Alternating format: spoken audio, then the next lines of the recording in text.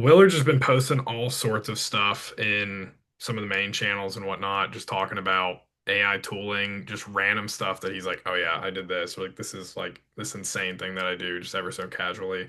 And I kind of wanted to pick his brain on some of the setups that he has. Willard, you mentioned that you use more than one tool in terms of AI agentic tools to help you code, correct?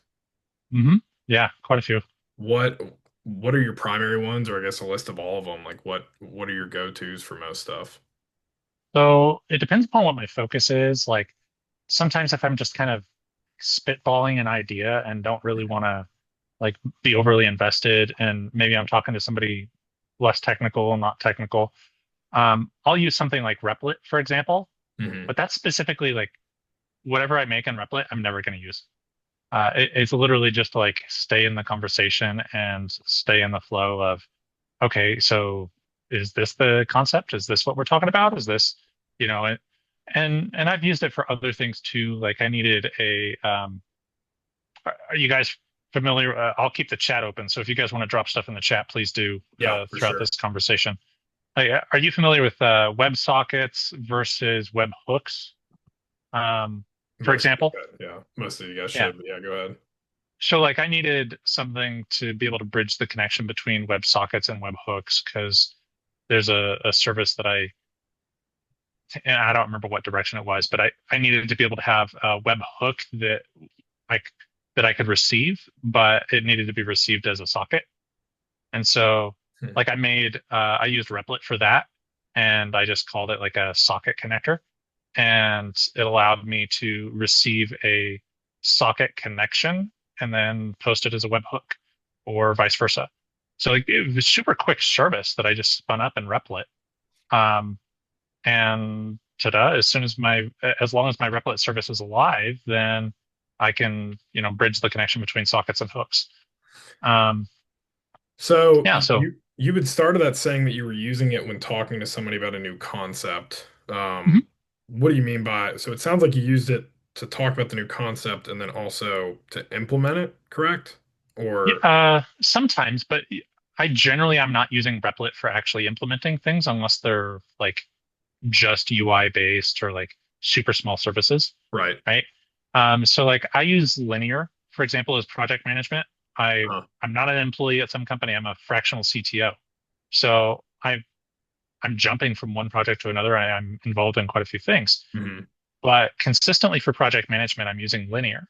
mhm. So for example, within Linear, it does a lot of things. There's a lot of awesome stuff that it does for project management, but it doesn't do a lot really well when it comes to having a customer portal. And I've looked at things like Lindy and what's the other one, like Steel something. I forget what it's called. Mhm. My chair is by Steelcase, and so I always mix it up. I think it's like Steel something, uh, but it's a linear integration for having a customer portal, Right. right? So I've looked at some of those kind of things, and um, they did okay, but I didn't love any of them. So like I was capable of using Replit to make my own. And that's a great example where it's like I didn't care to like monetize it or really focus on it, but I did want something that would cover the basic needs. So Replit's good for that. Like So I've never used Replit, and maybe other people in here haven't, but like what are like some core features of like Replit that I would or wouldn't see in Claude or Cursor or any of the other big ones? but you are familiar with Lovable, Yes. right? So Lovable and Replit are really competitors. So Hmm. like they do basically the same thing. Okay. So um you're not at all the same when you're looking at something like Cursor versus Replit. Right. Not at all. And so like you might begin a project with Replit, but and you can connect a Replit to GitHub, which I think is really cool. I don't remember or know if you could do that with Lovable, Hmm. but if I'm actually going to use something that AI is spinning up from the ground up, I I'm going to do it with something that actually connects to GitHub, something that I could just get pull, get push, let's track some commits, that sort of thing. So to me, that's a big difference. That's a big deal. I Right. don't I don't want to have some black box that's handling all of the code for me and not giving me. control or version control, being able to just pull it, being able to spin it up myself, like those are big deal. That's a huge deal. So for me, I limit how much I'm willing to use those tools based on how much I'm willing to live within the black box. Right. So for me, having a customer portal that's just based on an API that uses linear is fine. Because all it was just delivering analytics. Hmm. So sure, that's fine. But I do a lot with Cursor, and I've bounced back and forth between Cursor and Windsurf. Um, Windsurf was kind of ahead of the game compared to Cursor when it comes to Composer. Basically having those prompts that would chain and continue to do multiple things. Cursor's kind of catching up, but kind of quietly. Like Composer, that was a big deal. People understood it. They knew what to do and how to do it. You could do that in Cursor before, but you really needed to know.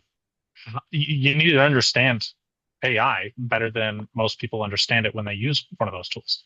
Right. So you need to understand AI context, memory. Uh, you know, when it comes to the context, you know, your thread is going to forget about what my tech stack is. It's going to forget about what the feature is. It's going to, maybe only focus on a single button, Right. right? Uh, and that just gets lost. So one of the links that I threw in there, and if you guys are in the Code Campfire chat, you could, find that link. I think that it's called metacognitive engineering. And if somebody finds it, drop it in the Zoom chat here. But this project I found it, kind of a long time ago, and super, super awesome. It gave tools like Cursor the ability to have memory, even though they weren't built in. And if who cares whether or not memory is a concept built into an app? If AI is capable of writing and reading to a file, Hmm. you can make your own memory. So So yeah, yeah, that was something we talked about originally. Just to give you guys some context. Willard and I had another conversation where we talked about how I left Cursor because of the rule setup they have in it. Because I could never get the Cursor rules to stay consistent, and I was constantly having to remind it, hey, remember this rule, which completely defeats the purpose of rules. And so you had mentioned, but maybe I'm misquoting here, so correct me if I'm wrong. You'd mentioned that you had uh I think you were using either that tool that you mentioned or using a different system where you just always had the rules enabled. What exactly was that process? And I mean, if you're willing to share your screen and show an example on it, or we can just talk about it, but um, whatever works for you. But I'm curious to see what you're doing with that because I found a system in I found a system in Claude Code that I really like that stay consistent. I can't remember the last time I've had to tell it, hey, remember this rule, you're not following it type of thing. But it sounds like you're not just using rules, you're using entire markdown files as you're going through processes to keep context of certain features, like maybe you have a payment system, maybe you have a log or something else, right? And so as you're working on different features, you're probably passing those markdowns in. Is that somewhat accurate? sometimes it figures out to pass it in itself, Right. right? So, for example, with Cursor rules, Omar, you familiar with Cursor rules? Yeah, he's used it. Yeah, yeah. So, the concept of Cursor rules, like you've got different ways to determine whether or not it's going to apply, Hmm. right? You could say, does it match one of these globs? If it's inside of this folder or has this, regex of, I this file, specification, then apply this rule. Maybe it's my UI styling, or maybe it's my backend or my background jobs, right? So you can have like these different concepts of when to apply it. Well, and I'll go ahead and share a link here. I did pull And you, that out you you from. are using that system you just described because that was the one that I was using. And again, this was back in I probably swapped around, I don't know, probably a couple months after March, maybe. Whenever they made their big shift in payments, where like you couldn't really track it and stuff, I think they're better on that now. But That's when I made the shift, and it was still again like the rules were never. It just seemed I could never get them to track whether I was using the regex, whether I was using that like file-based system. Um, I Sure. couldn't get it to trigger unless I explicitly told it, go look at this file. Like you didn't trigger it. Now I have to tell you. Well, and that's kind of the point, right? Hmm. You explicitly told it, hey, look at this file. So and that's a great segue into what I'm sharing here. I can share actual code and other things, but I think this is a Yeah. great place to start. And that is let's see, is this going to make it bigger or anything? Uh, I don't know that that's really helping anything, but yeah. So once you get this all set up, inside of my cursor folder, I have a core folder. Inside of the core folder, I have a bunch of different markdown files, just like we talked about. But what I've got here is when I start a task, I literally have like a start that I run in the command that refers to that file, right? And that start says, hey, check your memory bank. What's the latest and greatest in the memory bank? Does it even exist? If not, we need to initialize the memory bank.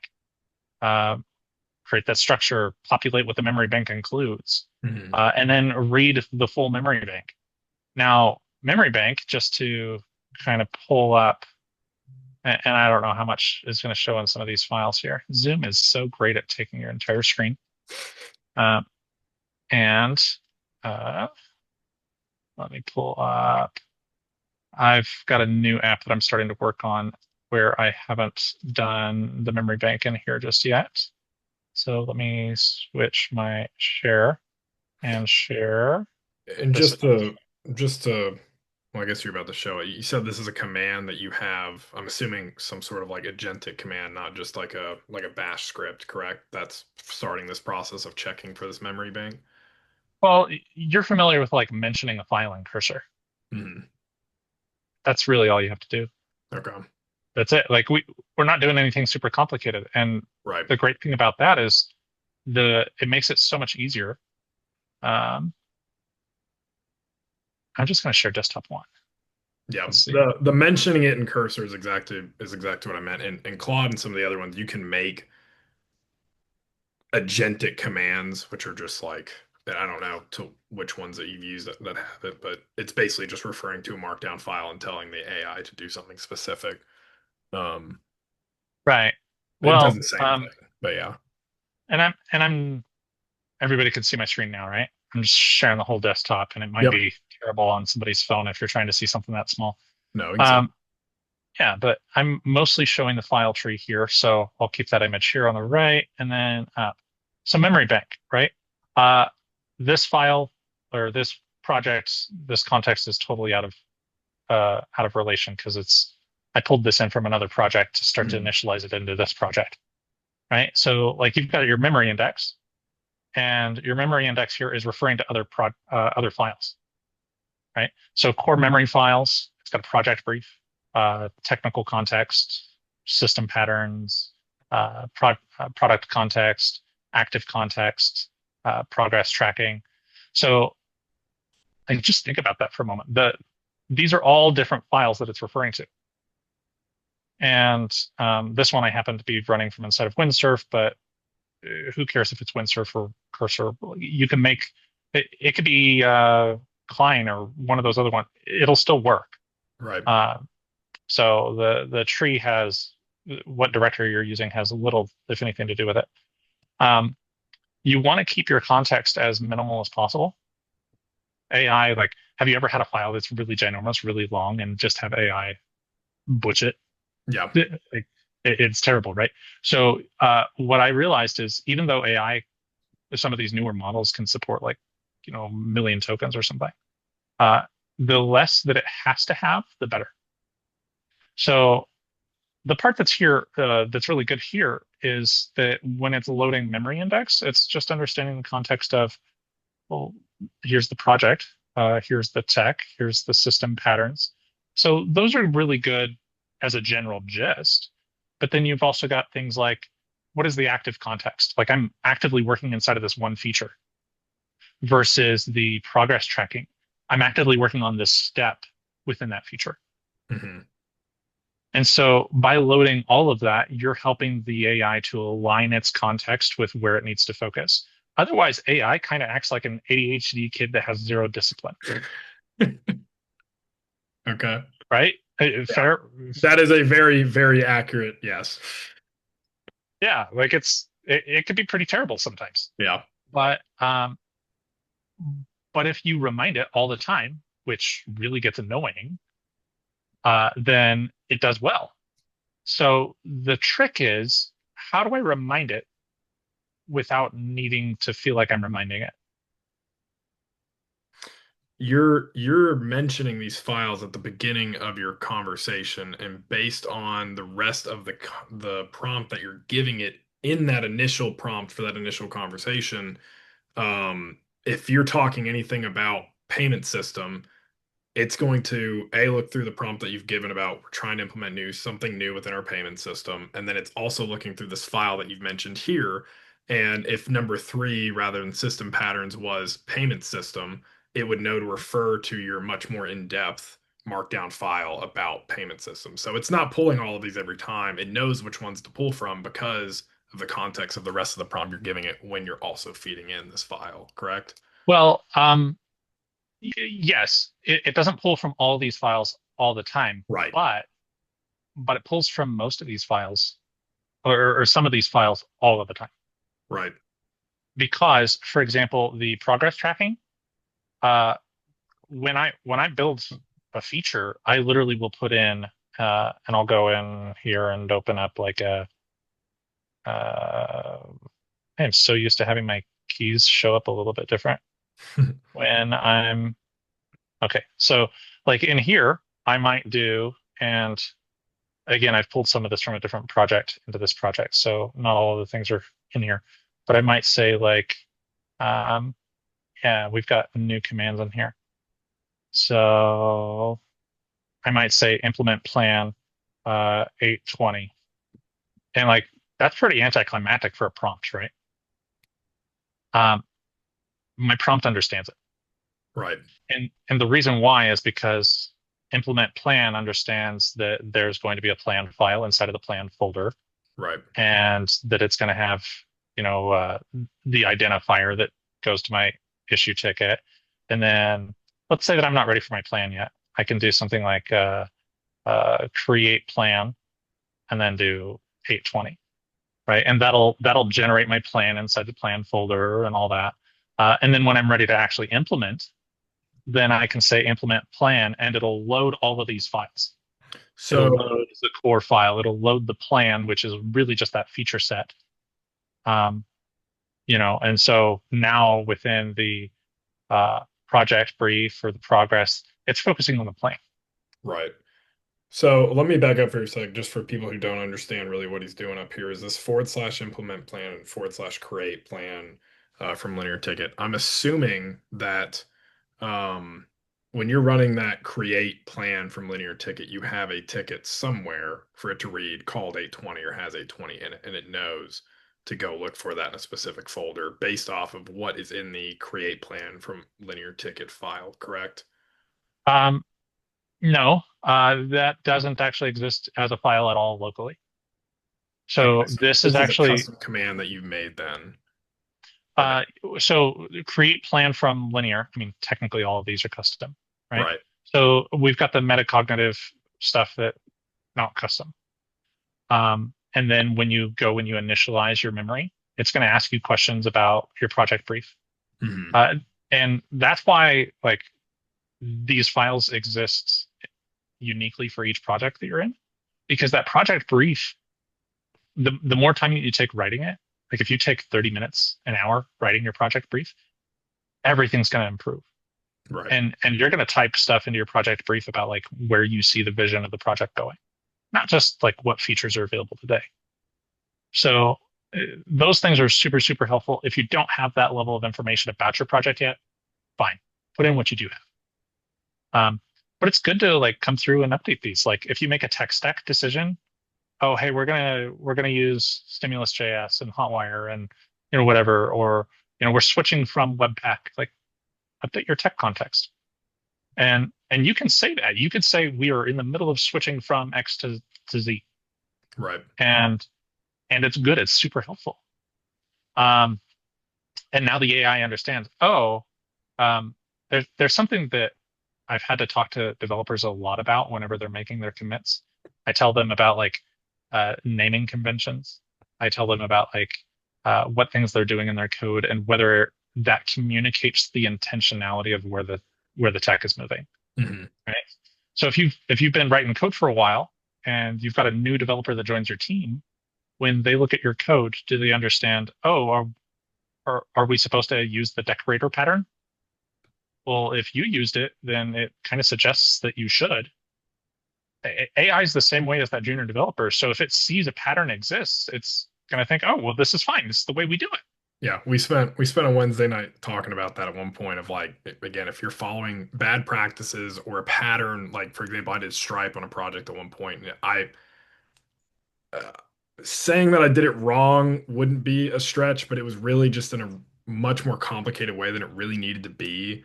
And I remember as I continued to implement things, the AI was changing things in my code that I was like, I no, like I did not want that. But it was trying, and I kept seeing this pattern of it trying to correct these things. I was like, why is this? Anyways, eventually I realized that it was doing it because like it wasn't a good pattern to follow. I also didn't have it documented to this degree, and I also it didn't recognize that pattern. And unless I re-explained it every time, which I eventually put a markdown file in there to do it, even then it was still a little hazy because again, I wasn't following a good pattern.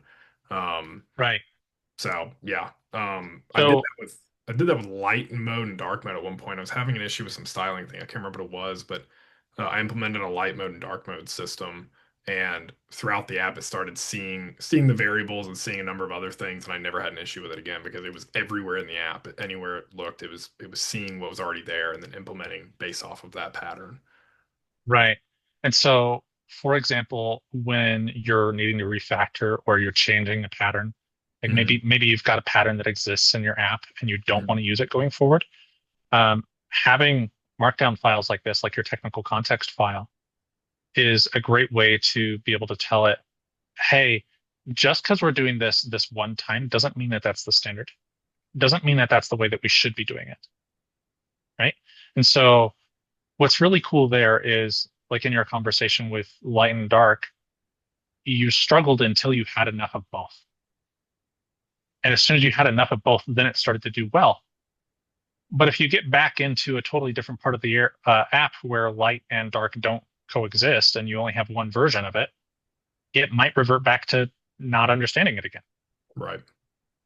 And so with this, that's why my command here actually initializes the full memory. What's the tech memory? What's the system patterns? And so it'll understand, yes, we have light and dark mode. Currently, our active context only has light. Hmm. But according to our system patterns, we have dark.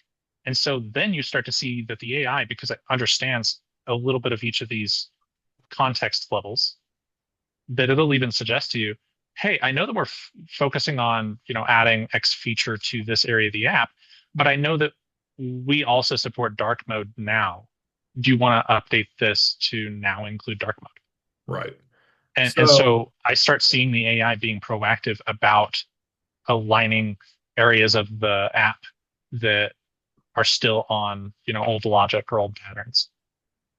are so it's and I know what you're going to answer here, but I'll ask you because I want to hear from your words, and I have my own answer. But so we have all these different files of all these different contexts, and you said earlier you don't want this to be absurdly long and absurdly just in depth on. I mean, in some areas maybe you want it to be a little more in depth than others, but you don't want them to be just like novels long, right? Because when you just give it an absolute crap ton of context, it's got more surface area to fail on, basically.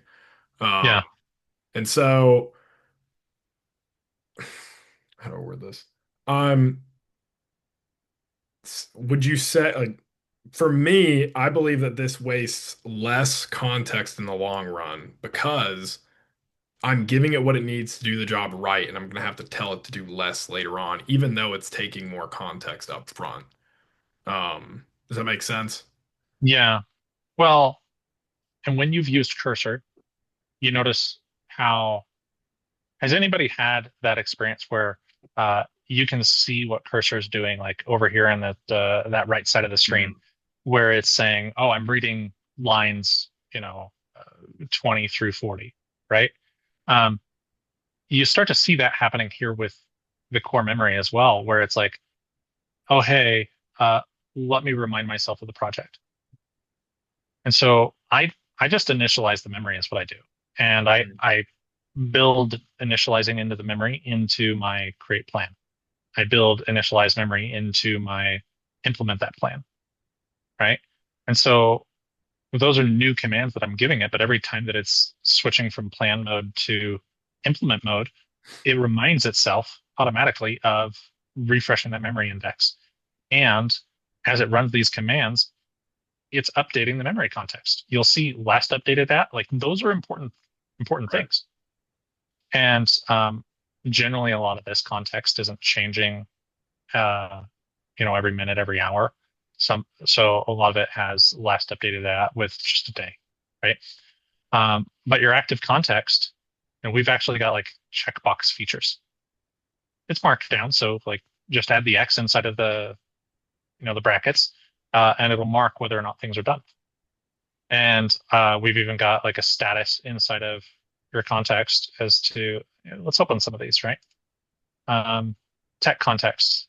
These are gems that we use or key dependencies. Here's how we do authorization. Here's how we do search. Um, here's how we do pagination. You know, uh, here's the resources that we use for those things. So that way you don't find that AI is implementing new patterns or new dependencies into your system. Hmm. Like that's a big deal. Yeah. Um, I've seen a lot with like working with at least in the past was like notification systems. mhm. Like at one point I was like, why do I have like I walked away and then came back to see what all I'd done and I even tested it. I was like, why do I have two like why do I have a brand new looking notification but all the other ones look the same? Like it's like, oh yeah, we'll just implement a new one. So Right? that makes sense. Yeah. Well, even your plan file can get too long. Like one of my last plan files that I generated was 400 lines long. Right. It was, pretty lengthy plan. Hmm. And so one of the other things here is active context.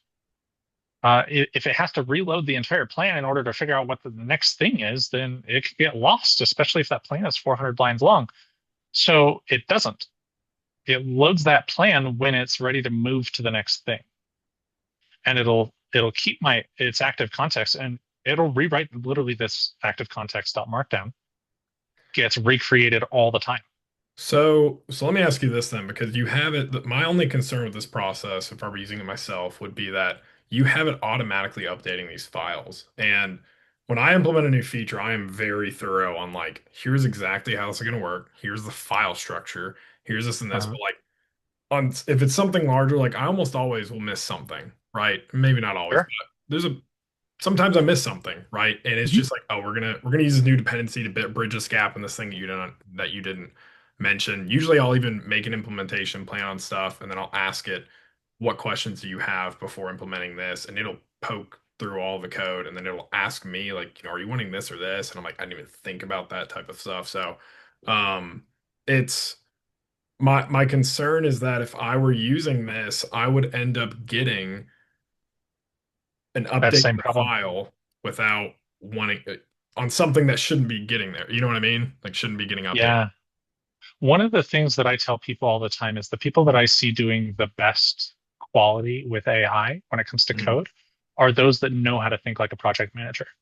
Right. And so what's going on there is, and I mentioned up here, like we've got a couple different, um, a couple different ones.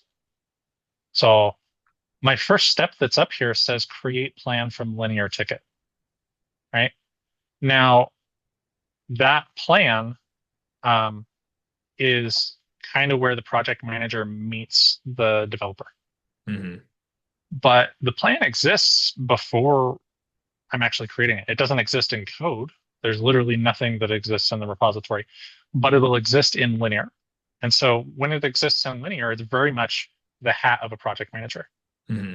And my create plan from linear ticket says, look for this ticket, look for ticket number 820, find it, pull that context in. look for all the comments on that ticket, pull that context in, look for all the documents that are referencing that ticket or available inside the project and search those to, if they're referencing the ticket, include it, mark it in the plan. If Mhm. it is not referencing the ticket, I still want to search through all available documents that are associated to that that feature. Mhm. And I'm searching for, are there any correlations? Is there background context? And that is what we're using to generate the plan. And then Perfect. I love this principle from and I'm wearing his hat today, Dan Martell. Mhm. He's got what he calls the 131, which is tell me the problem, tell me three possible solutions, tell me the one that you recommend. Hmm. Okay. And so when we've got the linear issue ticket, which is just like a ticket that you're going to receive from Azure, from where Jira, wherever your Jira is what I meant to see, say any of those kind of project management tools, they might have user stories.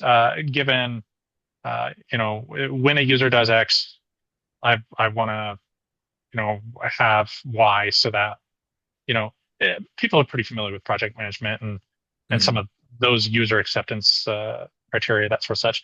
You're going to find that kind of stuff inside of linear. You may or may not find that stuff inside of the plan that gets created here. So the context that happens is it's going to create a plan markdown file, and then it's going to create a 131 for me saying, there's three ways that we could implement this. Here's how we suggest to do it. Mhm. And then, it's going to, from those options, I then have a implementation area. So let me open this up. And I did this as a kind of preparation to this conversation. Um, a 20 is yeah. And so like this isn't even a legit feature, but it's close enough, right? Mhm. So and I think that linear plays nice enough with us that we should be able to, or let's see, where's that markdown button for you to translate these? No? Okay. There's normally like a preview button that I'm not Mhm. seeing right here, but of course when I'm presenting. So essentially, this is an example of the plan that it has, right? Summary, information from the linear ticket, that sort of thing. Uh, Current implementation, proposed options, right? So it proposes options, and then it has an actual implementation plan. The stuff that you're talking about, where you're like, I do or don't want you to do that. I don't have to fix the code because I fixed the plan. Right. And so, like in this is just UI and making it prettier and doing a few things, right? So we went through here and it was like, oh yeah, part of my plan is I'm going to change this button to do that, and I'm going to modify the UI to look this way. But it spelled it out in all the detail here Mhm. inside of the implementation plan. The proposed is really just like high level overviews of the direction it could go, right? Direct view updates. Do we want to refactor with partials and essentially drying out code if we're being redundant? Component-based approach. Do we want to have view components? Right? These are all things where it could be the ADHD guy going off. These are things that AI would legitimately potentially do. Right. The thing that I think is really nice about having proposed options like this is that, and I keep them in here, is because now the AI knows, one, we're doing this. Two, we're not doing that. The things that make AI better is when it has examples of what to do and examples of What what not not to to do. do. Right. And so that's part of why I have the 131 built in here, is because I now know the one thing I should do, and I have two examples of what not to do. It's funny you say it because even so, at least in Claude Code, whenever it's like whenever I'm talking about like what are options here, what do you think? My thought is this. It always brings back like not only is it do good about taking that, but it returns that kind of answers too. It's like I think your three options are going to be going this route, or this route. Right. Well, it's because the 131 principle is so effective. Right. One of the things So, that's really good about the 131 principle is, especially as you're learning to delegate, mhm. how much of my mental cognitive load is it going to take? Hmm. The more that I have to think about every direction that I'm giving it, the more that it's going to, there's only so much thought power in a day. Right. And and maybe you can, exercise that muscle and get better at it. Right. But the more that you have AI doing this 1-3-1 principle for you, the less you have to think. And so instead of it exhausting you on you reminding it, you'll exhaust your efforts on improving the quality of the code or exercising your creative abilities that the AI doesn't have in order to accomplish a better solution. So let me recap here because we've covered a lot, and I know some people in here haven't used these tools like more than like maybe a week. So you're starting your conversation. You're referencing your main markdown file, which is like a starting point for the AI to see some general context of your of where it can find more context, correct? Mhm. And then from there, so you're referencing this, and then you're telling it, all you're doing is referencing this, and then telling it from there, hey, we're going to be implementing this. It requires X, Y, and Z. This is the outcome I'm looking for. Do and don't do that, etc., etc. Um, Most of the time, I would assume you're probably not even, unless it's like a smaller thing, you're not writing an entire markdown file for a smaller change. You're just putting it directly into the chat and referencing this still. But every time you start a new chat, you are referencing this file, correct? To give it the context of where it can reach out to. And usually indirectly, because I've built these commands for one, create the plan, and two, implement the plan. Hmm. And create the plan, the first thing is check your memory. Right. Uh, because when you're creating the plan, it's actually going to have that implementation stuff that we just talked about, like So, down so in when you here. said indirectly, you mean like when you're calling these other commands or Mhm. other files to do something, it's always going to reference that anyways. Like anything you do Right. is always going to go through that because it should always be the first thing. Yeah, the very first thing is check your memory. Right. And so I'm not even thinking about reminding it to check its memory. All I'm thinking about is I need to create a plan. Right. And step one of create a plan is check your memory. And then step two is let's pull in the context for creating our plan. Hmm. And so, Because yeah, yeah, yeah, go ahead. uh, step one, check your memory, really is part of creating the plan. Like your memory is just like being a person. AI doesn't really have memory. You have to make it access its memory. So if you build that in as part of the command for every step, then it's fine. Right. Um, I want to take a sec because again, like I said, some people either have used it or haven't used it to the detail that we have. Does anybody else have questions with where we're at right now? Or maybe you're just like, what the heck is happening? Yeah. Give a sec for anybody to ask anything, and there's no super questions on this. Like if this is a new thing for you guys or a new concept to you, like any question is totally acceptable. Like this is a very new, Drop it in chat, come off of mute. Yeah, love yeah, to hear it. anything. Well, One as question. y'all are talking, I got Rooflow spun up and I'm actually building. I'm messing around with the project you told me to go ahead and start back up with Preston. So Nice. getting a plan together with Claudia, and then I'm jumping over to Rooflow in ask mode. And here, if you let me share my screen real quick, Willard, I'll show you. Rooflow has these different modes that you can use. Hmm. Mhm. Ethan knows about this. Let's see, code. This is just a blank project right now, but it's got all these different modes. Ask, Right. debug, illustrator. The same thing you're talking about, but it's just different modes to contain the context in of each one. And then you come back over here and you have your rules and all that stuff, your comport. Can you open the room modes file there? The dot room modes, the second to the last. Very bottom. Oh, this one. Yeah. Yeah. So if we look inside of here, this is a great example. We can like start to understand how AI works even by looking how it's being applied here. Okay. So slug, name, role definition, responsible for code creation, modification, blah, blah, blah. Groups, read, edit, browser, source project. So this is not the same, but what this is doing is really just kind of switching that mode, similar to ChatGPT or Mhm. Cursor, what we've got in Cursor, we've got like a plan feature, we've got a Mm, agent feature, and you can make your own. And so mm, this is kind of really just switching that. So instead of mm, Cursor, for example, you can say, when we're in flow code, I want you to also have access to the browser. This one mm, includes that. Uh, when I'm in plan mode, for example, it also has access to linear. mm, But mm. when I'm in implement mode, it doesn't need access to linear because all of the context from linear has been loaded into the plan. Okay. So this is where So I can actually change that and give it access to be able to jump online and stuff with the agent. right. And Oh. when it comes to writing code, it's really, really great for it to have access to a browser, even if Uh-huh. it's not online searching, because Uh-huh. browser doesn't necessarily mean search, right? Mm, So you might give it access to search just to be able to, debug.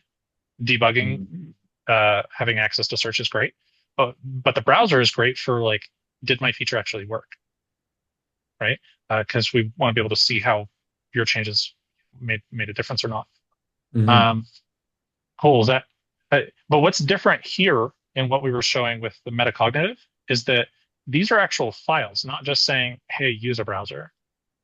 These mm, files are contexts of, and if you remember from when I was sharing my screen, it was mm, saying, "This is what's available in your tech stack. These are the dependencies." mm, So it knows, okay, well, we use Tailwind. I don't have to invent my own CSS. I mm, don't have to create my own custom anything in order to implement that. Or like specifically, Tailwind 4 came out recently, and AI with search, if you use the search function, it's going to return all of Tailwind version 3. mm, And so Tailwind version 3 has a lot of things that have really changed between 3 and 4. And so if it's adding classes that only exist in 3 versus what's in 4, my code's not going to work. And I have to like retrain the AI on it. But if my context on my tech stack says version 4 and gives all the awareness of what version 4 means, then it doesn't need search because the mm, search is going to fail anyway because it doesn't have the latest. Version 4 is too new. So now all of those kinds of things that you wouldn't find, you're not going to find your feature specific context available through Google search. They came from your project manager. So give it a searchability to the context that it doesn't have, the things that we take for granted of. Greg, I think you're next. Yeah. Darren, does that kind of clarify mm. the difference there, Darren? Yep. You actually Greg? answered it when you were answering, Darren. So thank you very Yeah. much. Well, what Throw in was your your question question, anyway. Greg? If you don't mind me asking. Oh, I was just wondering how you were like connecting to linear, but it like even looking at Darren's thing, that's just an MCP call out, I'm assuming, right? Yeah. Yep. Yeah. But that's a great question. So create plan for linear ticket and boom. So I'm gonna share a screen here again on this, and maybe zoom in specifically on now, and here we go. So sorry, this looks a bit of a mess. Um, but what we're what I'm going to point out here first off is this have the change. Yeah, maybe it's because I'm sharing a screen or something. There's normally a button that says, format my markdown. I'll share my markdown. I don't know why it somehow disappeared.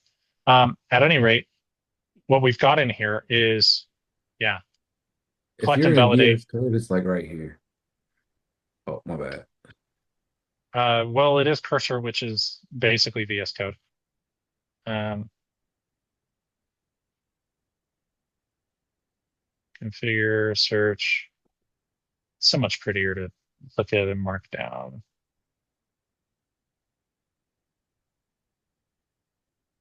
Ah, right there, I think. Did I get it? Cool. Nice. Yeah, this is actually the command. So cursor commands folder, uh, and has stuff in here. So again, I'm still just applying the memory concept to this project, so it doesn't have it in here yet. But MCP linear list issues finds the ticket And so my command file is actually not just saying MCP, it's telling it what it should try to focus on inside of MCP. Because like you with cursor, uh, and over here on the left, right? 23 tools enabled. So I don't want to just mention the tool. I also want to say like I could list documents. I can, list comments, that sort of thing. So my command here tells it, you're starting to see over here, list comments. Check the documents, right? Like I want as much context pulled out as possible. If I just pull out the issue ticket, then I'm only going to get the description, and your comments may change, what we're actually doing. Maybe there was a technical something in there, or a document in the project file. It's searching more than just one spot in linear. So being able to leverage the commands feature, which is really what this is. I'm pointing at the, dot cursor plans. I'm in the wrong one. So dot cursor commands folder, and then the specific command that you made. By having that specific command, we can say, get the full context from linear. Don't just stop because you got something. AI loves to just stop because it's like, cool, we did enough. No, you didn't. You understand, make me a sandwich, but dude, it needs to be a peanut butter and jelly, not ham. And so like that's part of why it goes off left field, is because it doesn't have the full context. So workflows in Windsurf or commands in Cursor ensure or give you the ability to really orchestrate and ensure that it has the context that it should. So great question. Like it's not just access to MCP. I've told it what access it needs to focus on. And I spell out inside of here when it's good enough. Like you see some conditions here, if. There's a lot of ifs that start in these commands. Mm-hmm. If you don't have enough context, keep going. How much of these files are you writing yourself having AI? Because I've seen a lot of people are like, I'm building this, and this, and like, and then they have ChatGPT or Claude or whatever write out a whole markdown file for them, and then they go through and edit things in it. Like, what's your process of making one of these files? So I don't manually do it. Hmm. Like you can use AI to do so much for you. Right. So I've got a rule set up on how to create a plan. I have this is clearly a command for creating a plan, Hmm. because I don't want to make the plan. I do want the plan to be consistent. Hmm. So I have a command for making it consistent. And then I used AI for figuring out, well, how do I make a command? And so I've got a different one here on making command. So the point there is that like break down the AI into the least amount of context necessary. I work with clients all the time who are non-technical, who are using ChatGPT, and that's a reoccurring theme. How can I break this down into the least amount of context necessary? Oh, I put this in as my prompt, and I want X result. But if you're handing it data like a CSV, then and wanting it to output a chart, it's not going to be good. But if you can input a CSV and say, hey, let's clean this up. Maybe we need to reformat the file. Maybe we need to extract that CSV. Maybe it was an Excel before it was a CSV. Maybe we need to convert it to a CSV first. Maybe we know that there are certain rows that are not relevant. How much can we slim down and slim down and slim down? So really my process here starts with, I have a linear issue ticket. I don't always need every single comment. I'm slimming down the context. I'm making sure that I have all of it, but I'm slimming down the relevant context by creating a plan. And then I'm slimming down that context even more by using the metacognitive engineering, where it is extracting from the plan what's relevant now, what's relevant next. Willard, I got a question for you, man. You keep talking about your rules. Can we see your rule setup by chance? And I'm asking for a specific reason, or a couple of reasons, really. Is A, um, I want to take a sec here in a minute to talk about what I'm doing in Claude with rules and with the similar setup that you're doing. Yours is definitely a step or two higher than what I've been doing, but and this is really A, impressive, and B, smart.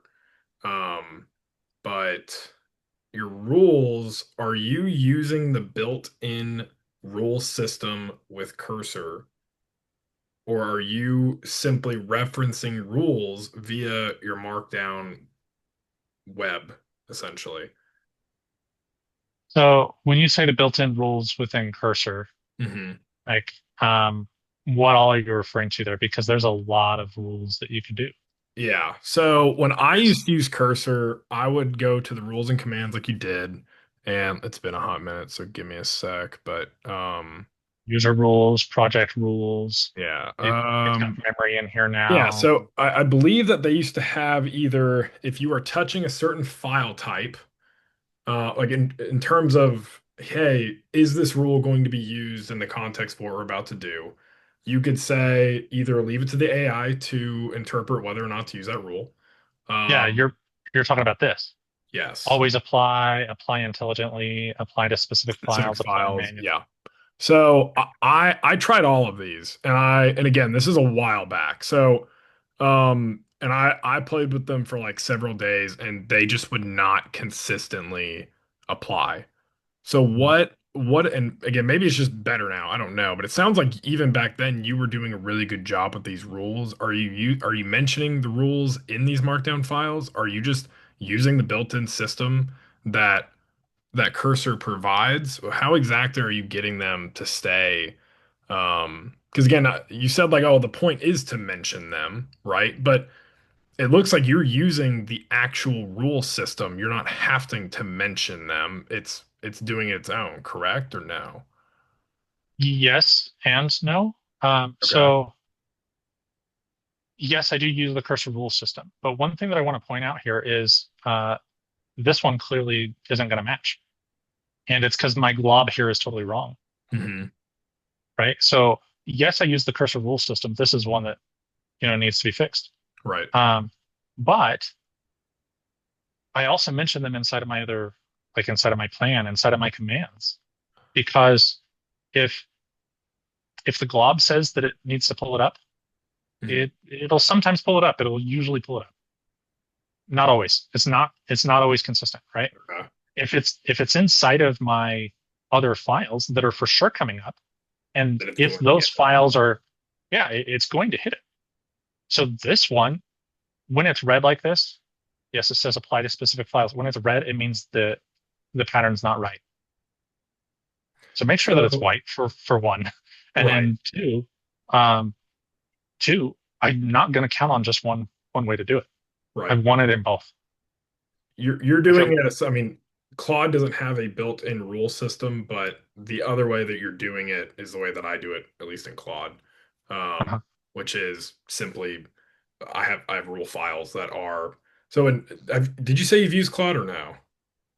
I have not used Claude Code, but I have used Or Claude. Claude Code. Yes, I'm sorry. Yes. So have you Yeah. used Claude Code? So the reason why I bring it up is in Claude, there's a command when you first start, when you first create your project called init, which is forward slash Hmm. init. And it initializes a Claude markdown file. That's it. And it just Hmm. throws it in the root and you're done. And so it's basically just a rundown of the entire project in one file.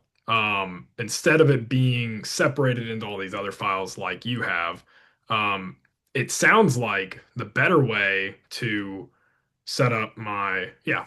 Okay, yeah. Yeah. So rather than set up a CloudMD with all of the information in the CloudMD, I should instead do what you did in your I forget what it's called. Yes, your memory index here. Memory.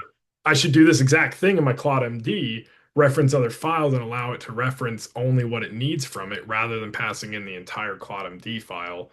Um, I do that same thing with my rules, but I haven't done it with other pieces of context. That's like pretty much the one part here that I'm not doing. There's a few other cool things you've been doing in terms of your 131 system is really clever. Um, I like that you're being explicit of like if this is not done, then keep going. But I've always just been like, oh, I know I'm about to be working with my payment system, reference my payment markdown.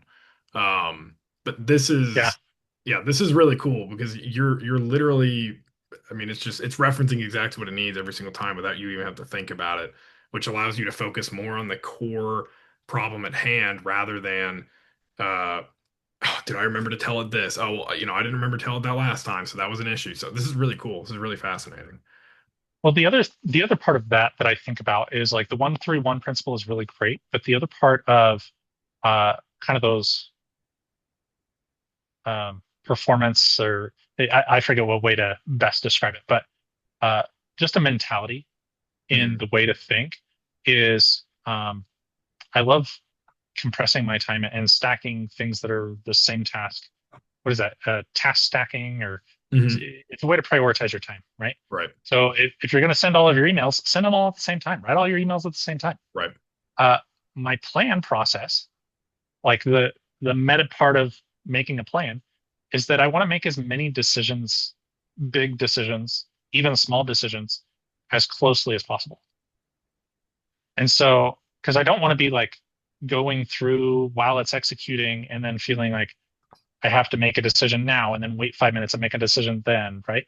I'm trying to front load as many of the decisions as possible by calling them out inside of that plan document. Mhm. And by doing that, by saying, oh, well, yes, this is how you implement that, or this is my decision on that, and front loading all of my decisions, then when the AI runs, I have a lot less questions to answer. So So, in terms of when the job is done, for me, I'm not reading, depending on what I'm doing, I'm not reading every single little file, right? I'm ensuring that the files that like again, depending on how big or am I even making new files or whatever it may be, but I'm checking some things manually. But for me, I've personally found that one of the best ways to ensure that the process that I wanted implemented was actually either like I feel like if you implement it and then in that same chat ask it, did you implement everything? It's like, well, yeah, I implement everything. Like I do everything right. But if you open up a brand new chat and say, hey, I need you to reference this file and ensure that these things were implemented. Can you tell me what's not implemented? Blah blah blah. And ask it questions from here and have a conversation in a new chat that's not focused on I just built this. Look at how great this is. Not that it's actually thinking that, uh-huh. but does that kind of make sense? Is like how are you ensuring that it actually implemented what you were needing rather than, oh, I Right. did something else.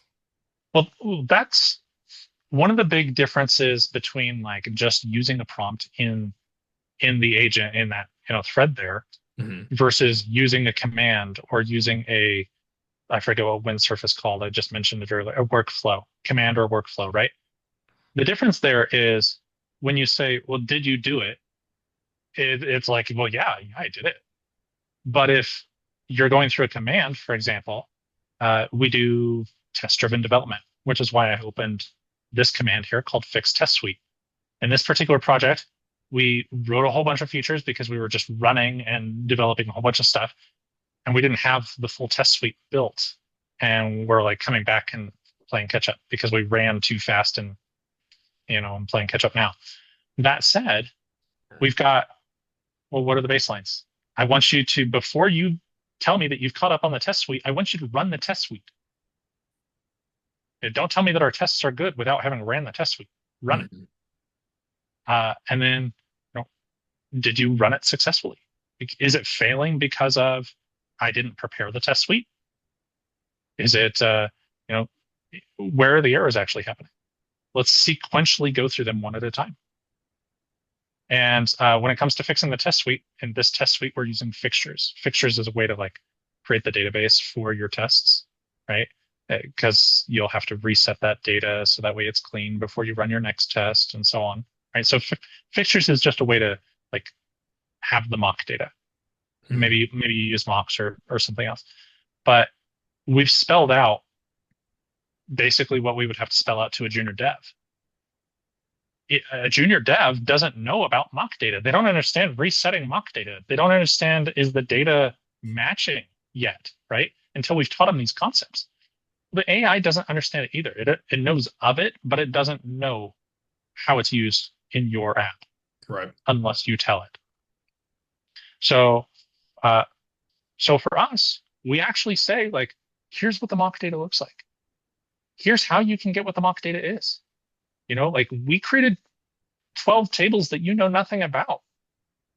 Get some information from the schema.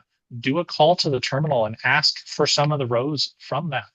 Like we literally say like call it out and go and run in the terminal, getting that information, and then create obfuscated mock data in these fixture files. And by doing that, now our tests could pass if the tests were good. And then the rest of the command is to go through and do it. Right. So we're not trusting the AI of, are you good? Are you not? We're telling it how to know. Like, is my code good enough? As measured by what? As measured by how do you know anything's good enough? You have to be able to measure it. So like some of the AI stuff that I've worked on with my clients, for example, they want to, rate their contracts that have come through. Well, how do you know if a contract's good enough? Well, we've got a 27-point scale that we rate each of those points out of 10. And then based on that, now we know yes or no. Mm-hmm. AI is not good at subjective. It's very good at objective. And Right. most of the time, the developers that I see, they're not wearing the project management hat because they're not good at thinking as measured by what? How do I definitively know that this feature is done? Mm-hmm. What is my definition of done? Developers aren't thinking about that. They're thinking about how they need to make it. What is my tech stack? What is solid principles? Yeah, so like that's what I mean when I say put on that hat of being a project manager. Is how do I know when I'm done? As measured by, or what is my definition of done? We forget that when we pick up a story. We pick up a story and we're just like wearing your programmer hat, and you might have done some scope creep because you forgot that the definition of done stopped back here. Mm-hmm. AI doesn't forget the definition of done as long as you told it.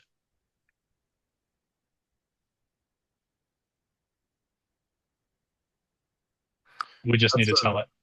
That's a really good. Just having, I guess someone really did nail it on the head.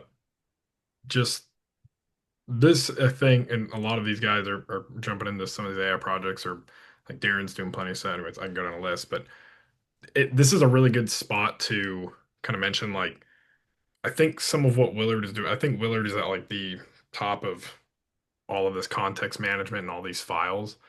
If you guys are like super overwhelmed with this, start with what I did, which was whenever you're making a new feature or something, don't just type it into Cursor or Claude or whatever it is, right? Like make a markdown, read through it, ask it questions about it, let it play devil's advocate with you, and a number of other things. But the other thing too is like as you are implementing things, and especially like in a smaller app, not as necessary as you get bigger and bigger. Oh yeah, like you're gonna need to ensure that you have some way for it to reference old context. Like if you're overwhelmed with like, oh well, he has this one file, then it goes here and it goes here, like just start with, hey, like here's a markdown of my payment system. Here's a markdown of how our authentication works. Here's a markdown of whatever it is, right?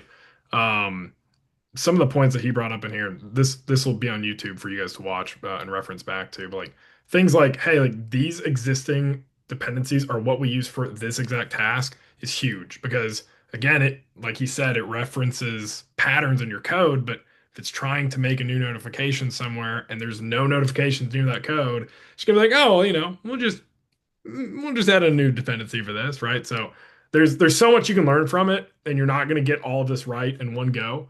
You may put something in there and be like, oh, this is going to be great, and then you're like, why is it like no? Now it's like a camel with like two legs. Like what is happening? So start small with it if you're overwhelmed with the amount of stuff, especially if you're new with these tools and whatnot. Like start making markdowns, start referencing the markdowns, whatever tool you're using. They all do it pretty decently. Um, but yeah, I mean, start somewhere, and then as you get bigger, like you can always ask questions and stuff. Is that kind of you think that's probably a good spot to start with, Willard? Yeah, and then check out this repository, the engineered metacognitive workflow architecture, the marbles in your mouth. Like just check out the repo, just follow it. I was looking for that earlier, and I think I dropped it in the Zoom link, and you already I'll drop it in here again. Yeah, you guys see it there in the Zoom chat. I don't know if anybody joined more recently, may not see it, Very so I'll good. drop it in again. I'm actually in the main channel in the shout out I made for this. I'm gonna Yeah. put that link in the thread for anybody that wants it easy access even after the call is over. So, I, um, I I didn't come up with the idea of having a bunch of files.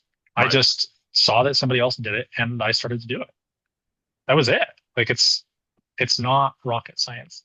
Yep. And it's just like I've talked about in other calls. Lean into curiosity. Just try something. Be okay with failure. And the other thing that I would say when it comes to doing all this is make your feedback loop as short as possible. If AI didn't do something that you expected, ask it why. Say, we have this rule. I'm not calling you out to say, hey, let's go and fix the problem that you caused. I want you to just pause your implementation for a moment and discuss with me why didn't it work the way that we expected? These are the rules that we have. Should they have been more clear? Is there something else that I can add or do or change to help ensure that this never happens again? And listen to it. And maybe you'll do exactly what it says, maybe not. And it's not always going to be right. So it's just iterating. And the reason why it's working as well for me as it is because I've been doing this for a long time. Right. Um, I have one more question, but I'm gonna pause here for, does anybody else have questions? Anything at all? We have covered the world tonight. And then some. We've gone a little in outer Um, space. there's one more thing that I would throw out here, Mhm. just because I think we've got some junior devs and some people that are newer to code, and that is you can have rules or commands set up for teaching you about the tech stack. You can have things set up to explain stuff to you. Because anytime that you're working with Cursor or some of these tools, maybe they're explaining stuff. That summary that they give you at the very end. A lot of times that summary is just like, okay, dude, are you just wasting characters? And and you can get it to change what its output is. You can be like, dude, just shut up and do it. Or you could be like, you know what? Here's the level that I'm at. Here's the understanding that I have. And maybe you want the AI to remember that as part of the context. Maybe that's one of the other memory things in here. And to teach it to you.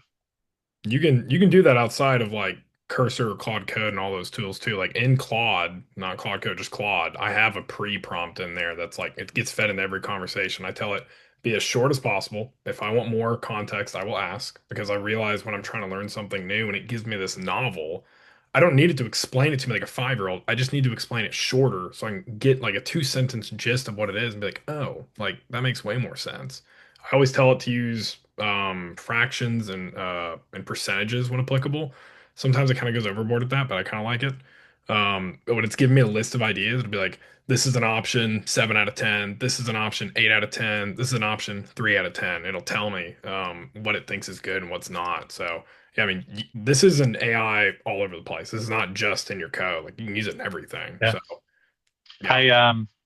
I've had a prompt for creating a commit message. Hmm.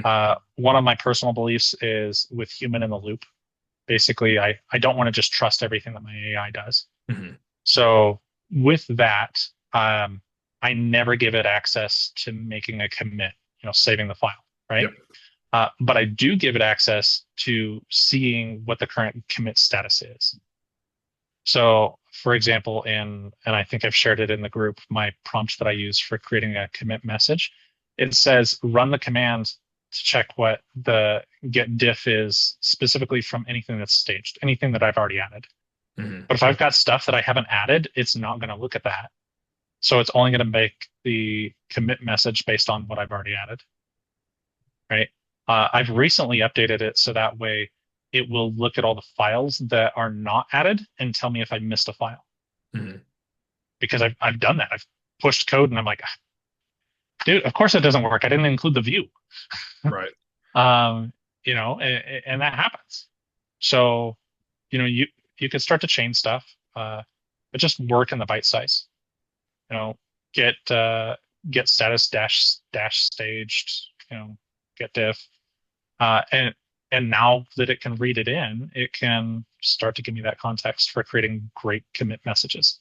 Hmm. As because I think my commit messages are terrible compared to what it can do. I'm worn out at the end of the feature. I don't want to put all the effort into that, but yet that could be a lot more value than developers give it. Yeah, it's funny you say that because in all of my projects, the first two rules that I always implement is you can make migrations if they are requested, but you will not run them, and Mhm. um and you cannot run git commands unless requested. But I haven't had it right. I've sort of had to do it, but not to the degree that you're doing it. But um, I've had to write some commit stuff for me, but not a ton. Again, I always usually try to run the Git stuff myself. But like again, you're completely right. Like sometimes I'm just like Santa Claus and send it, right? Like I just put the bare minimum in there and I'm like, I'm done. Like I don't want to deal with this because I am worn out at the end of the feature, right? I've been working on it for Lord knows how long. So Yeah. But I set up like inside of a cursor, you can say what commands are allowed. I have it to where it's not allowed by default. It has to ask, but there are certain commands that I've approved, and I am meticulous before I approve that command. yeah. Right. So I think this is something I should probably spell out in more detail for anybody who is a bit newer, because you can really get yourself in some hot water if you do this wrong. So, I almost think you let them jump into it and get in that hot water for a bit. They'll learn it the well, hard way. well, we've all seen those memes where it's like, oh, junior dev deleted the production database, right? Like that's, you don't want to be in that kind of hot water. Right. But where am I at? So sharing again the whole screen here, like command allowed list. Like you'll see in here, I don't allow it to do much of anything. Right. Uh, Specifically when it comes to Git, those are the last two things here. I've never allowed it to do Git until today. I've always done my own Git status, my own adding, everything. But I do allow it to do, if you put in like cat, then it'll add any parameters and it'll be approved because you said cat's approved. So anything beyond that is approved. You say that you don't allow migrations. I allow specific migrations. And so it says like DB rollback step equals 1. That's approved. So it can roll back my database 1 migration. But your AI is not going to chain that for 26 migrations. It's just not. And so Git, for example, I don't want to approve Git GIT because if I do, that approves Git commit, that approves Git add, that approves all of that. This one's much, much longer than just GIT. I put dash dash no pager diff staged. It's only allowed to actually look at files if they are staged, if I've already added them. It is allowed to look at what files have been added or not added and see all of those changes, but it's not even allowed to look inside of those files unless it has been staged. Interesting. So I don't know if that's something in Claude other than I can just throw it in a markdown more than likely and tell it. But like you again, that's you could put it in a command. right. And so like in your command version, I literally call this out. So if I'm pulling up my git commit here, so that is approved to do git status. Hmm. But you'll see in here, my thing says git status dash dash. And I think that's pronounced porcelain, but I don't know. Right. That is a parameter that I didn't include in there. Hmm. It's allowed to include parameters. But if it does like pipe grep, grep is considered a new command, in which case I'd have to approve grep independently. Right. And grep is already pre-approved for me. Because to me, it's not dangerous. It's just finding a file. Right. But if you do git without specifying any of that, it can read, it can write. I don't want write access. Not via terminal, not via git. Forget it. So be very intentional. Yeah. And I've got git add written in my command file, but it's not dangerous because one, git add is not in the approved commands, and two, it's suggesting to me because it says suggest, consider adding git add for these files that you may have missed. And it's double checking back into linear, back into everything to understand the context of what I'm working on.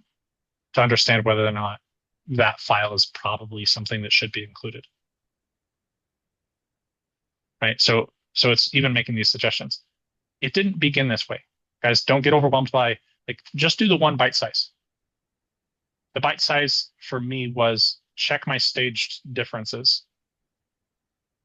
And then my other byte size was, regardless of my staged differences, what is good formatting for a get commit message? Right? The reason why this is as long as it is because I thought about each one of these. AI wrote it and iterated with it, but this is probably 80% me in this commit message command. And so, like, verb definitions, that was me defining what is good for a commit message and not. I hate it when it's like, oh yeah, here's everything that you did. Giant paragraph. No, I want bullet points. And I want them actionable. I added something, I created something, I implemented something, defined something. Mhm. And I'm defining when those verbs should be used. Like, there's a lot of opinion in here.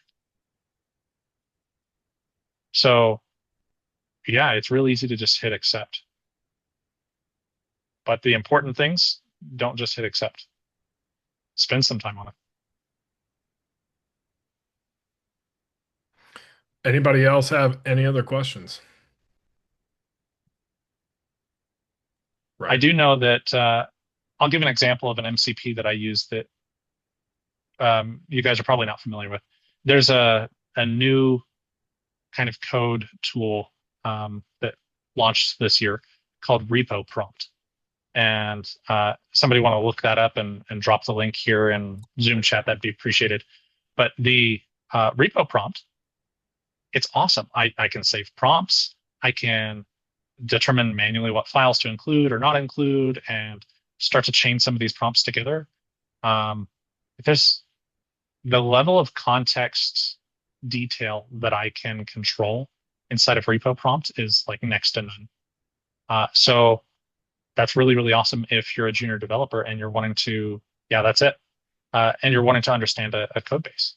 So repo prompt can be used as an MCP inside of Cursor. So whenever I need larger amounts of context that maybe my agent inside of Cursor doesn't understand, maybe I need to like chain a prompt of, hey, we're about to make a large code change and we need to understand where all this should apply to.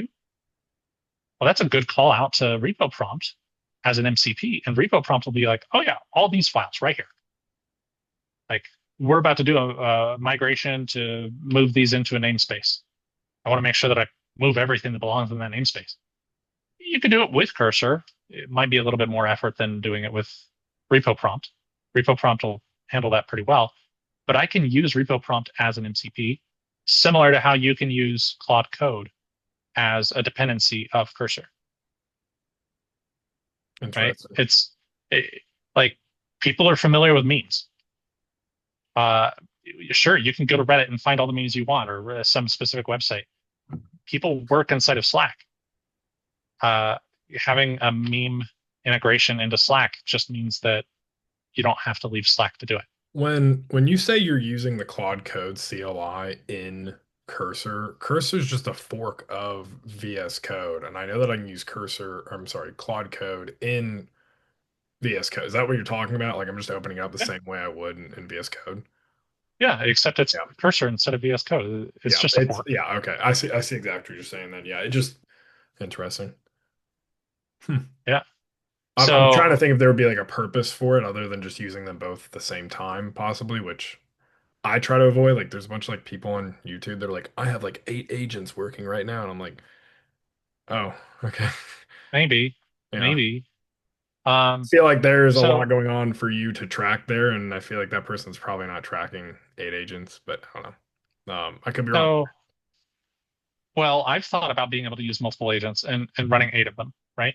So with the patterns that I was just showing, right? I love to focus on the same thing at the same time. Yeah. And I'm kicking myself that I don't remember what that term is called, but it's just like you optimize your day. And so you'll do all your maker time at one time and you do all your manager time at another time, your context switching. So you can like stack your day that way. Dan Martell talks about it. Alex Hormozy talks about it. Like um, Ryan, I forget what his last name is, but he talks about productivity. So the way that I would use multiple agents is I've got multiple linear issues, right? Um, I have linear issues that are created automatically from my bug catcher using Honey Badger. So anytime that there's an error, it's creating an issue in linear. And then when I go through and I clarify all of my linear issues enough that they have all the context, then I can go through and say, all right, cursor, go ahead and create plans for these 8 issues. And it'll spin up and they'll all run simultaneously. And then I could just jump through. All right, these bugs, they all look the same. Let's merge them into a single plan. Yeah, you could run 8. It Over doesn't matter, competitive YouTuber. right? And so like it's not about competing or any of that. It's is my context close enough that it makes sense to spread myself out? Like the other day I wrote with AI, so I can't say that I wrote it. 3,000 lines of code for the test suite, right? But I was really focusing on one thing at a time and queuing up. I think I had an average of 3 to 10 prompts in the queue at a time. And I could have ran multiple agents, but I just kept them all in the same one. But I was focusing on like, let's add the fixture if it doesn't exist. Let's create the files if they don't exist. These features are all kind of combined together. So I kept running the test suite myself. Cursor was running its copy of the test suite because the command told it to. So it's hammering on the specific tests to make them work, to make the fixtures there to do it in the right order. And then I'm just finding these are all in common. Let me drop that as a prompt. Oh, clearly it doesn't understand how this feature works. These are admin specific scopes. The reason why these tests are failing is because you're logged in as a standard user instead of an admin. So I'm dropping prompts like that in there, giving it some more awareness about things that are more specific. And so literally I wrote down on my desk, we've got the number of tests that were failing. We've got 286. We've got 192. We've got 120. And so like I'm just looking for all these patterns. The AI is not seeing those patterns. It might fix it for one test. Right. If I see, oh well, yeah, all these tables they're admin specific. That's a nice prompt that switches me from, hey, another 100 tests are passing. Right. And so it's still running through its loop, its command that I gave it. And yeah, I'm jumping around to different contexts, but I'm just looking for patterns. So it's a lot like working with in pair programming, working with another developer. One developer, the AI was focused on the tests. I'm focused on what shortcuts can it take. Right. So that's to me the joy of when you really find a good flow. The AI is constantly busy. You're not bugging it with how it's doing things wrong. You're busy and you're both doing good work. Right. Anyways, now Willard, thank you so much for going over all this, man. I know we took like 2 hours out of your night. This is cool. This is really cool, and I really appreciate it. This has taught me a ton. I just feel like I have a lot to implement myself and be a lot to teach now. So we'll definitely do another one of these here in the near future. Let me edit this and write my notes as we're going through, because there were several times I was like, oh, that'd be a good question. I completely forgot it as we went through. So yeah, I'll have some more. We'll do another round of this if you're cool with it, man. Yeah, absolutely. I think we treated this like a fire hose today for sure. So okay. We'll slow down and focus on some of these concepts. Yeah, maybe kind of hone in on like, yeah, I think it's a good call. So yeah. Cool. Now, other than that, if anybody else has questions, speak now, forever hold your peace. Otherwise, we'll catch you guys on the next. Stay tuned for the next session. Yeah. Appreciate you, Willard. Yeah. Yeah. Good to see you guys.